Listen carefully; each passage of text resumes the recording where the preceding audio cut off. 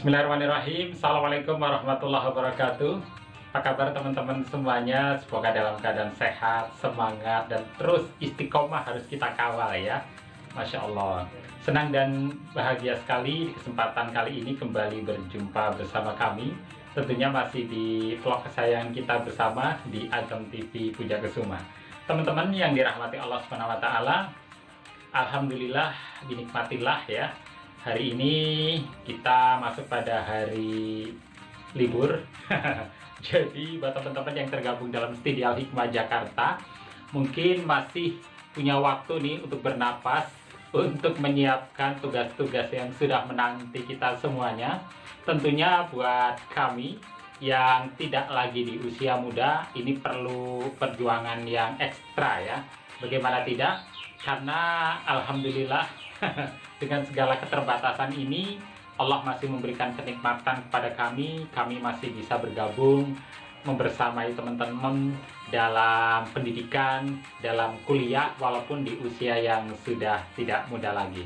Tentunya kami harus punya strategi supaya kuliah kita berjalan dengan lancar, kemudian juga kita bisa mengimbangi dari kawan-kawan yang masih relatif muda.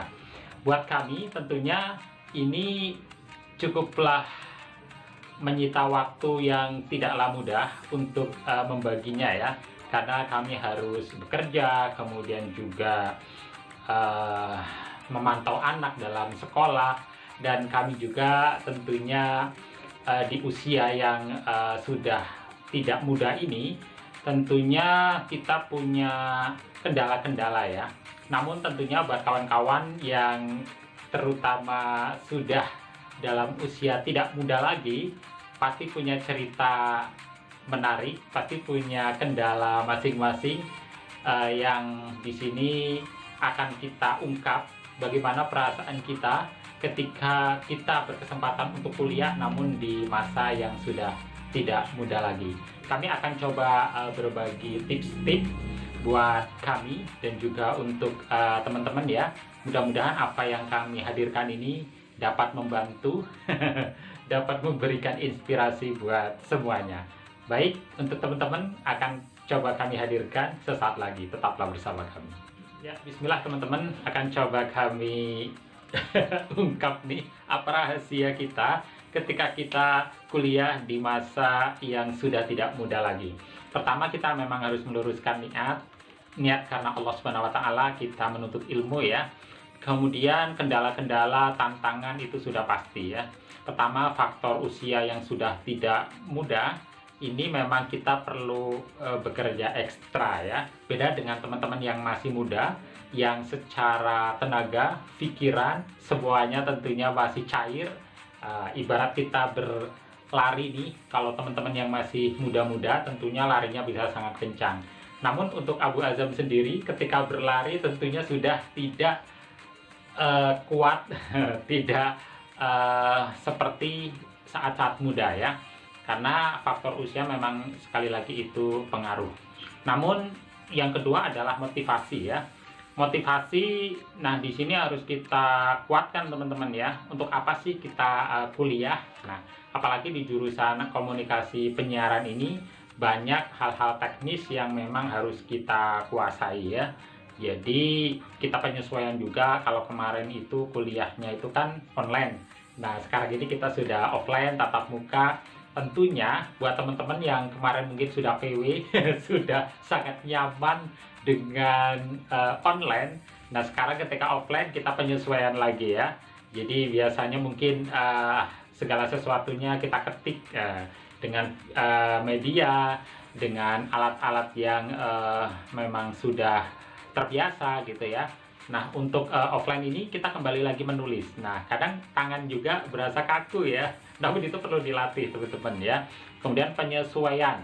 Nah, jadi kalau mungkin sebelumnya ada di mata kuliah tertentu kita boleh textbook dan juga tipenya sebagai soal itu pilihannya pilihan ganda. Sekarang tradisinya adalah esai. Kemudian buat jarak tempuh yang rumahnya jauh. Nah, tentunya strategi harus dikuatkan teman-teman ya, apalagi di musim penghujan ini kadang tidak bisa disangka, tidak bisa diprediksi.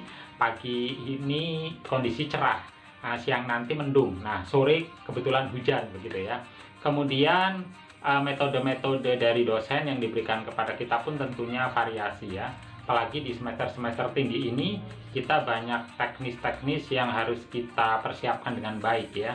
Seperti halnya jurnalistik, kita harus membuat narasi, kita harus mengarang, mungkin kita harus juga wawancara, mengumpulkan data. Belum lagi nanti di metode penelitian kita memang harus menghadirkan penelitian yang berkualitas.